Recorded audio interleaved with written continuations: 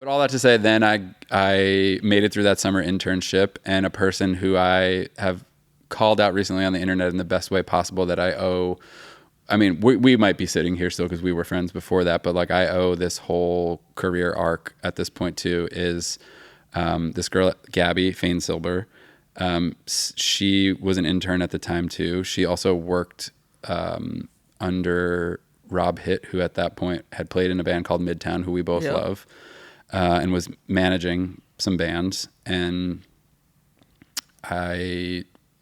Gabby was just like, "Oh, we've got this band 4 Years Strong." I was like, "Oh, I've heard of them, just in a college, being sort of in like the scene in college, like they came up and I knew who they were." And it was a thing where it's like, yeah, they just have some knucklehead friends out there that they're trying to bring out to help. And they're just not, you're young. They're all 20-year-old kids like I was, and 20-something-year-old kids. And, your friends want to come and live the party. They don't understand that there's more to it. And I don't know how we got on it, but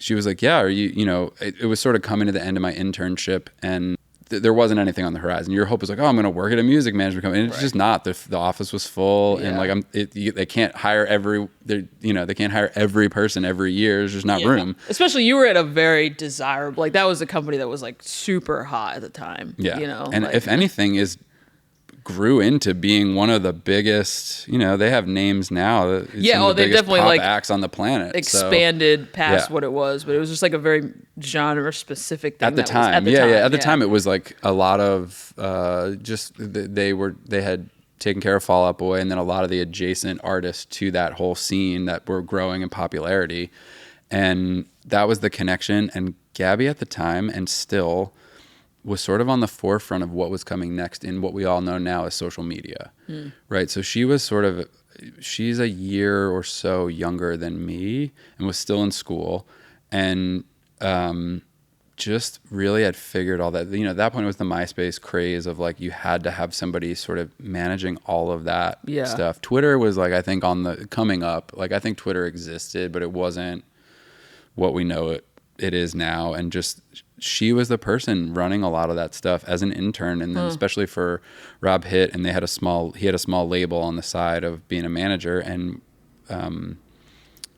right now she is in charge of some of the name of big artists.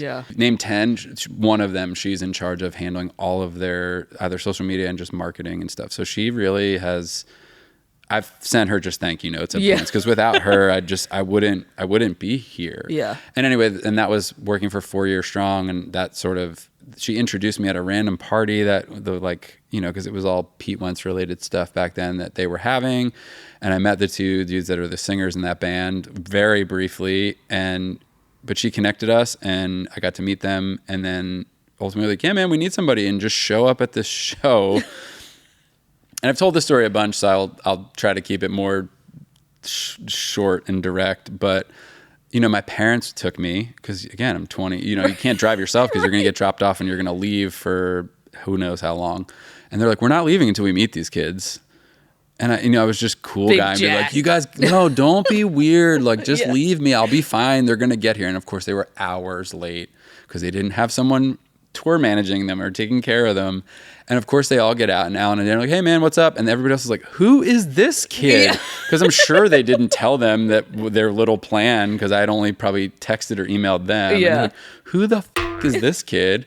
And then, fast forward to 2 months later, 3 months or 6 months later, they're my age, they're my peers. So it was just like a band of merry men traveling the country and globe. And, they then had a dad, their age group dad. And off I went, just learning. And at first I just sold merchandise. So I sort of got that under my belt, and then just learned from watching other tour managers and understanding like, oh, someone has to collect the money every night, and then someone has to deposit the money, and then someone has to talk to Rob Hitt and deal with him. And then someone has to talk to their agent, who is the one plotting all their touring out. And, you just start to pick up on terminology, who's what, who's important, who you can ignore, who, It's really a lot, to be honest, especially like at that tier of band, when you're running so lean and mean, You know, like, and to me, that's the best way to learn. I mean, because like you said, you're doing the merch, you're handling the money. I mean, it's probably way more responsibility than one person should have at that age and that time. But at the same time, it's just like the ultimate crash course.